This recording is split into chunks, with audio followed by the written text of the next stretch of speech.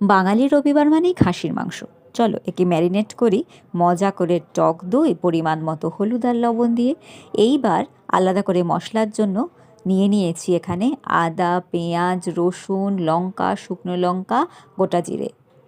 পেঁয়াজ কুচি আলাদা করে রেখেছি গোটা রসুন, কেটে রাখা আলু আর ফোড়নের জন্য তেজপাতা। মশলা রেডি। ভালো করে সেই মশলা দিয়ে মাংসটাকে ম্যারিনেট করে রেখে দেব প্রায় 30 থেকে 40 মিনিটের মতো। চলো এই ফাঁকে আগে থেকে কেটে রাখা আলুগুলোকে আলাদা করে ভেজে নিই। এবার কড়াইয়ে তেল চাপিয়ে গরম হলে তাতে একে একে গোটা গরম মশলা, তেজপাতা, ফোড়ন দিয়ে কেটে রাখা পেঁয়াজগুলো দিয়ে ম্যারিনেট করে রাখা মাংসটা দেবো। এই সময় কিন্তু গোটা রসুনগুলো দিয়ে দেবো। মাংস ভালো করে কষে তেল ছেড়ে গেলে তাতে আগে থেকে ভেজে রাখা আলুগুলো অ্যাড করে দেব।